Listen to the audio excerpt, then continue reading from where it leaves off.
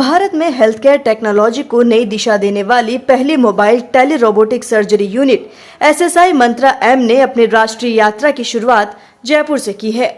गुरुग्राम से 2 जुलाई को रवाना होकर ये यूनिट आज एसएमएस मेडिकल कॉलेज पहुंची, जहां 500 से ज्यादा डॉक्टर और सर्जनों को लाइव डेमो और प्रशिक्षण दिया जाएगा।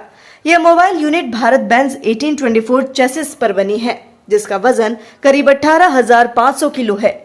यूनिट को विशेष रूप से ग्रामीण और दूरदराज इलाकों में अत्याधुनिक सर्जरी को ले जाने के लिए डिजाइन किया गया है।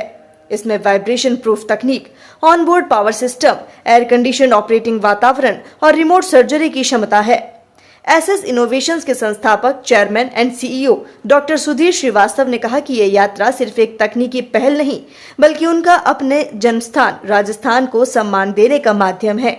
यह मिशन भारत के हर कोने तक आधुनिक सर्जिकल देखभाल को समान रूप से पहुंचाने का प्रयास है। 3 से 8 जुलाई तक राजस्थान के प्रमुख चिकित्सा संस्थाओं एम्स जयपुर, रफकॉन, मथुरा दास माथुर मेडिकल कॉलेज और जवाहरलाल नेहरू मेडिकल कॉलेज अजमेर में यह यात्रा रोबोटिक सर्जरी के लाइव डेमो और प्रशिक्षण सत्रों के जरिए मेडिकल प्रोफेशनल्स को रोबोटिक सिस्टम का प्रत्यक्ष अनुभव देगी। तो ये जो हम लोगों ने मंत्रा सिस्टम बनाया है, तो सब स्पेशलिटीज़ के लिए है।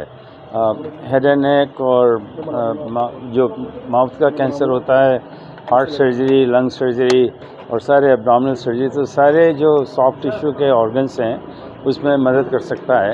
और ये जो सिस्टम है बहुत बेहतरीन है दुनिया में और सबसे सस्ता भी है और जो कोई कॉम्प्रोमाइज़ नहीं किया है क्वालिटी में। और ये जो हम लोग अभी ये राजस्थान का जो यात्रा कर रहे हैं इस बस से, तो मेन गोल है कि एक अवेयरनेस पैदा की जाए ताकि लोगों को मालूम हो कि एक तो हिंदुस्तान में ही बना हुआ रोबोटिक सिस्टम है, अफोर्डेबल है, एक्सेसिबल है और फिर ये ऑप्शंस अवेलेबल हैं। कई लोगों को मालूम भी नहीं होता है कि ये जो ऑपरेशंस हैं ये इससे हो सकते हैं और उनके लिए बहुत बढ़िया है क्योंकि कॉम्प्लिकेशंस नहीं होती हैं और बहुत कम होती हैं, रिकवरी बहुत तेज़ी से होती है, अस्पताल में नहीं रहना पड़ता है ज़्यादा।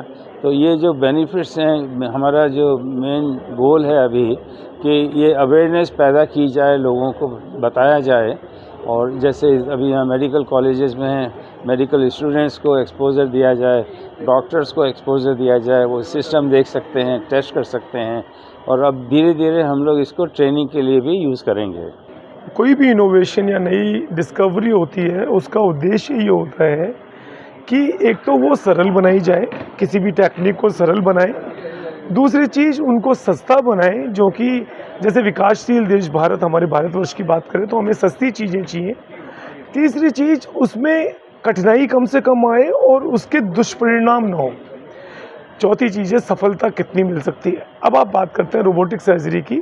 हम सब सर्जन हैं, चाहे वो जनरल सर्जन है, मैं ईएनटी सर्जन हूँ।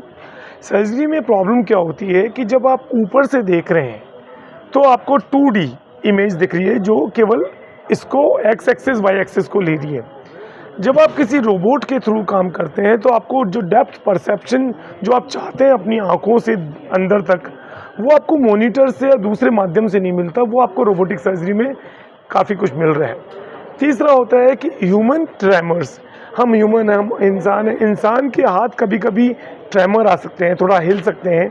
आप किसी ऐसे अंग, जटिल सर्जरी में ऐसे अंग पर काम कर रहे हैं जिसको नुकसान उस मरीज़ की जान को या उसके बोलने, सुनने, चलने, देखने, किसी और चीज़ को नुकसान पहुंचा सकता है। वो चीज़ एक मशीन जिसको प्रोग्राम किया गया है वो नहीं करेगी, क्योंकि वो प्रोग्राम्ड है। वहाँ पर वो फ्लिकर या छोटा मोटा जो ह्यूमन ट्रेमर और एरर आ रही है वो बच जाती है। तीसरी चीज़ होती है पहुँच। जैसे आप किसी एक ट्यूमर की बात करते हैं, चाहे वो ब्रेन का है, चाहे वो पेट के अंदर है, चाहे वो छाती के अंदर है, चाहे वो मुंह की डेप्थ में है, मुझे अगर सर्जन वहाँ पहुँचना है तो मुझे बहुत ही इन्वेजिव या खोल खाल के पहुँचना पड़ेगा।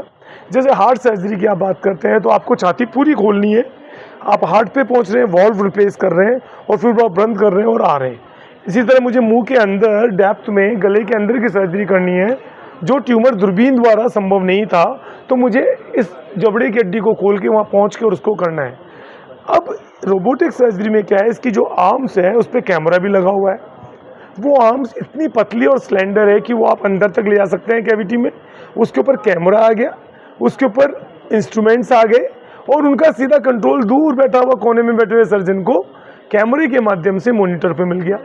तो आप सर्जन वहाँ बैठे हुए इसके जो ग्लव्स इनके हैं उसको कैलिब्रेट करने के बाद में अपनी फिंगर्स के हल्के हल्के मूवमेंट से वो हम बैठे हुए सर्जरी कर रहा है और रोबोट उस कमांड को सर्जरी को मूर्त रूप दे रहा है और प्रिसाइजली बिना किसी कॉम्प्लिकेशन के। क्योंकि आपकी रीच पहुंच गई, बिना काटे पीटे आप वहाँ पहुंच चुके हैं। तो ये बहुत ही फ़ायदेमंद है।